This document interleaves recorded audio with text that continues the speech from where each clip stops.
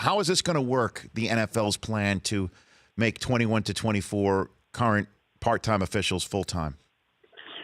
Well, I'll tell you, it's a work in progress because I don't think the league even knows how it's going to work, and neither does the union. Look, I think they've named it wrongly. I think you have to clear the smoke out and look and see what's underneath. And to me, it's not full-time. I mean, they're saying it's full-time, but really all that is happening here is that the league is going to get access to 21 to 24 of the officials during what is called the dark period. And that's in their collective bargaining agreement that basically says that the league cannot contact the officials from the end of the regular season until May 15th, except for playoff games or physicals or special clinics that they need to, help somebody that's struggling. And what this is really only going to do is get these 24 that aren't going to be in that dark period, and they can use them for mentoring other officials.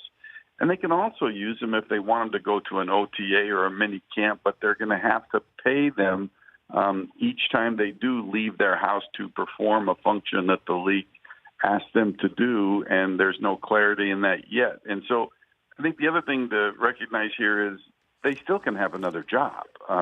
The NFL is not telling them that they can't work another job, but they are telling them that they have first rights to access. So if you've got a Gene Steratore who, if he chose to do it, I mean, if he wanted to continue to work basketball, he could.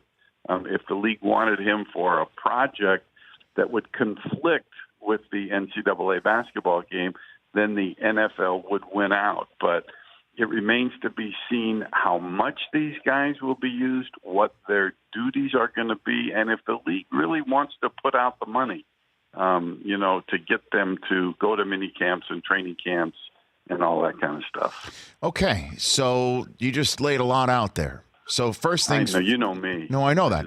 So because when you hear full-time refereeing, you're thinking these guys are just, that's it. They're 24/7, 365. They're in the rule book. They're in a study room. They're in a film room. They're constantly working on the National Football League. And you're saying that is not going to be the case, even though we don't.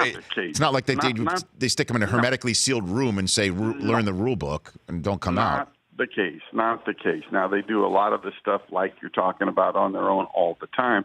If you were going to say that they were going to be full-time, then you'd say, okay, then we're going to pay them like you pay Major League Baseball umpires or NBA basketball officials. But that's not the case. You're taking they're going to continue to be members of the union. They won't be quote-unquote full-time employees of the league with benefits that come from the league. All they're going to do is basically be paid a stipend to be available during that dark period, which, is a $40,000 stipend basically for each of the 24. And then they'll get paid additional meeting fees every time they go out. But think about it. I mean, you can still have another job. Other than the times that you're asked to go to an OTA or a mini camp, you're probably doing the same thing that you were doing anyways, which is helping to mentor other officials that were struggling. So I'm not saying it's a bad move. I think it's a step in the direction that, that needs to be taken. But, to me, it's like the league has said, okay, we've got a sore here. We got a cold sore, and they're just putting a Band-Aid on the cold sore instead of really trying to rectify the whole problem. And I give them the fact that they are taking a step, but don't call it full-time because that's really not what it is.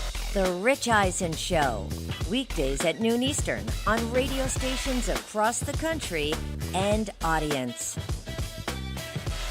If you liked some of that, get some more of that on the Rich Eisen Show app. Follow all the information you see right here on the Rich Eisen Show.